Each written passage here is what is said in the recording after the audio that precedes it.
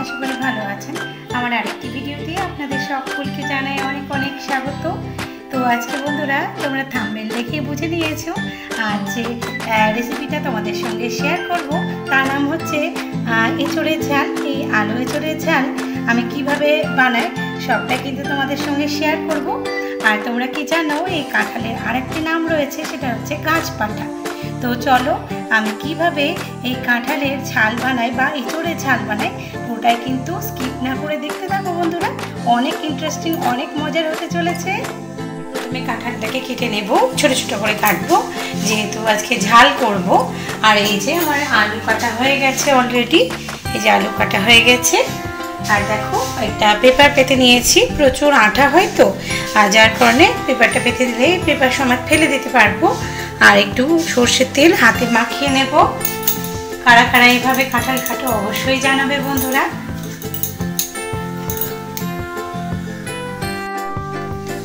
তো এইভাবে আমি কেটে নেব।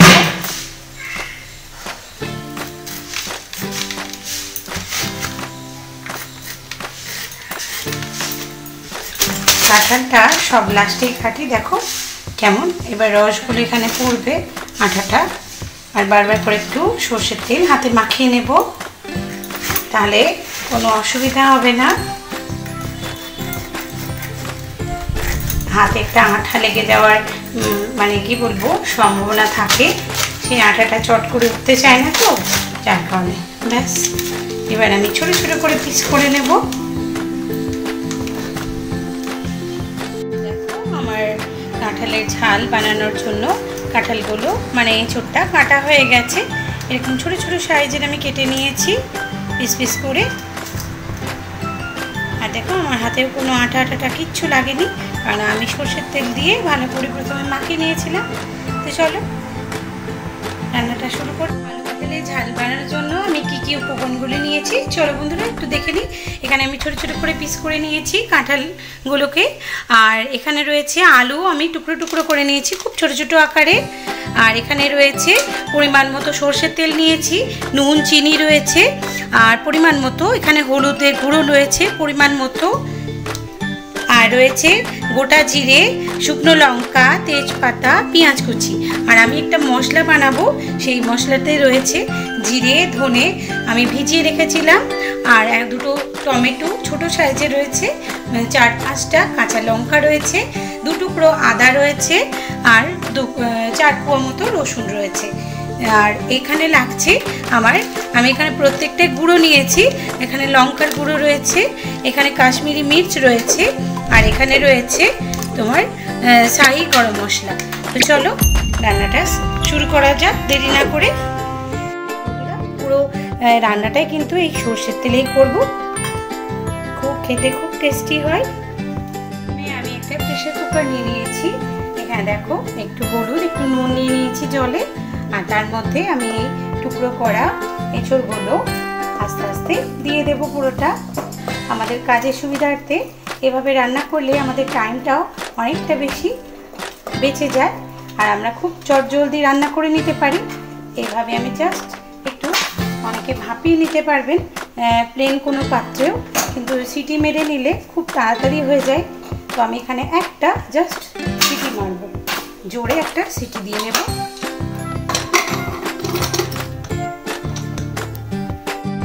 পেস্ট হয়ে গেছে, এরকম একটা পেস্ট তৈরি হবে।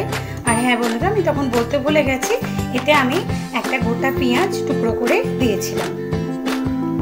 তোমরা এইভাবে একটা পেস্ট বানিয়ে নেবে, মশলার পেস্ট। সিটি মারা হয়ে গেছে, আমি হাফ সিটি মেরেছি, খুব একটা সিটি মানে বেশি নরম করিনি বন্ধুরা, কারণ এটাকে ভাজবো, আর খুব নরম হয়ে গেলে তখন কষার সময় ছেড়ে যাবে, তাই এভাবে একটু ডাঁটো ডাঁটো থাকবে। তো চলো এদিকে আমি কড়াইয়ে দেখো কড়াই বসিয়ে দিয়েছি গরম করতে কড়াইটা। এবার আমি কড়াইয়ে সর্ষের তেল দিয়ে দেব।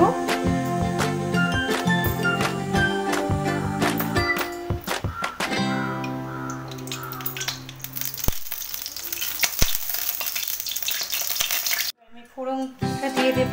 এখানে 2টো তেজপাতা আমি দিয়ে দিলাম তেলের উপর, আর 2টো শুকনো লঙ্কা আমি ভেঙে দিয়ে দিলাম। আমি গোটা জিরা নিয়েছি, গোটা জিরাটা আমি দিয়ে দিলাম। ভালো করে একটু নেড়ে ছেড়ে নেব।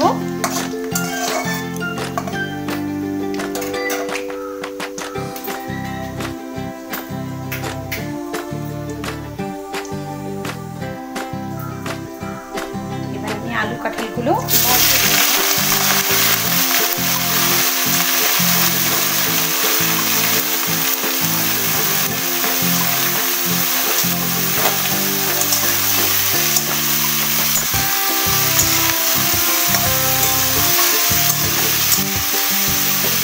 লাল লাল করে ভালো করে ভাজবো। যখন মাছ মাংস খেতে একঘেয়ে লাগবে তখন তৈরি করবে এভাবে গাছ পাটার তরকারি, মানে কাঁঠাল বা এঁচোড়ের এই ঝাল, খেতে অপূর্ব লাগে।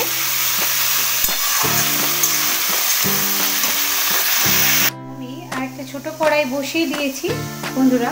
আমার টাইমের সুবিধার্থে আমি এভাবে মশলাটা একটু আলাদা করে কষে নেব। ওখানে আমি আলু কাঁঠালটা ভাজতে বসিয়েছি, ওটা ভাজা হচ্ছে, আর আমি একটা ছোট কড়াইয়ে এবার মশলাটা কষিয়ে নেব। তেলটা আমার গরম হয়ে আসছে,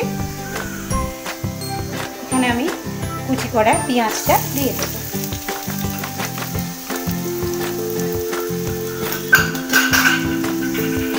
এই পেঁয়াজেই আমি পরিমাণ মতো একটু গরম মশলা দিয়ে দেবো। আমি যেভাবে রান্নাটা করি সেভাবেই তোমাদের সঙ্গে শেয়ার করছি বন্ধুরা। এভাবে একবার ট্রাই করবে।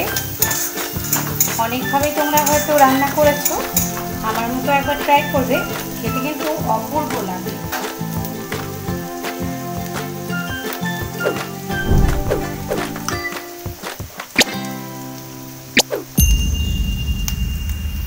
এখানে একটু হালকা ব্রাউনিশ কালার হয়ে গেছে। এবার আমি বেটে রাখা মশলার মিশ্রণটা দিয়ে দেব।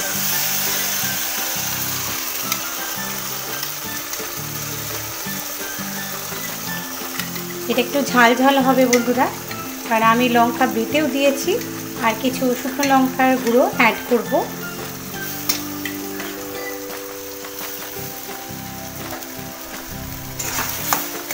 আর এই পেঁয়াজের সঙ্গে গরম মশলার একটা অপূর্ব গন্ধ বেরোচ্ছে, খুবই সুন্দর। এইভাবে আমি কিছুক্ষণ কষিয়ে নেব মশলাটাকে। পরিমাণ মতো হলুদ দিয়ে দেব। আমার এখানে পরিমাণ মতো নুন আমি অ্যাড করে দিলাম, আর একটু পরিমাণ মতো এখানে চিনিও আমি অ্যাড করে দিলাম। আর আমি এখানে ফেটিয়ে রাখা দই রেখেছিলাম। দইটা অপশনাল বন্ধুরা, যারা মনে করবে দই যদি বাড়িতে নাও থাকে তাহলে দইটা স্কিপ করতে পারো।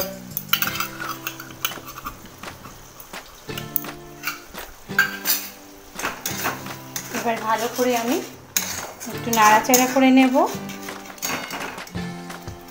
এখানে আমি 1 চামচ মতো রেড চিলি পাউডার অ্যাড করে দিলাম। আমি এবার একটু কালারের জন্য কাশ্মীরি মির্চ দেব, এটাও 1 চামচ, 1 চামচের থেকে একটু কম দেব, এই সামান্য পরিমাণ দেব। এবার ভালো করে আমি এটাকে মিশিয়ে নেব মশলার সঙ্গে। দেখো খুব সুন্দর একটা কালার এসছে, তার সঙ্গে এটা খুব সুন্দর গন্ধ বেরোচ্ছে।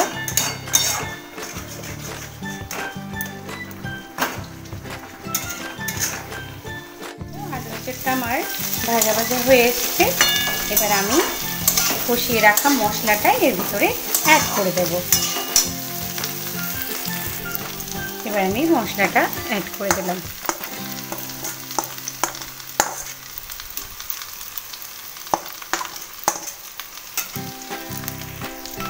এবার ভালো করে নাড়াচাড়া করে আলু করে সঙ্গে মশলাটাকে ভালো করে মিশিয়ে নেব।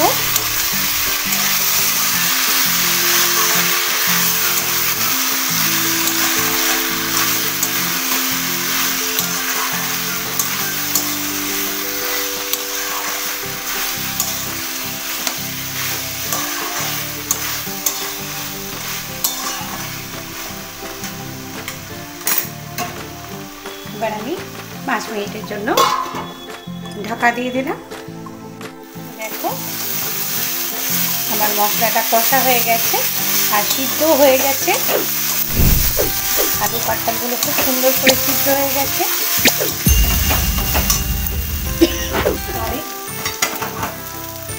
এবার আমি একটু জল দিয়ে দেবো।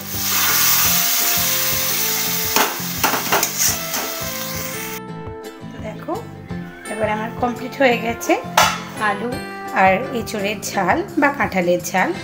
খুব সুন্দর একটা কালার বেরিয়েছে আর প্রত্যেকটা আলু আর কিন্তু কাঁঠাল খুব ভালো সুসিদ্ধ হয়ে গেছে। এবার আমি একটু ঘি এখানে অ্যাড করে দিলাম।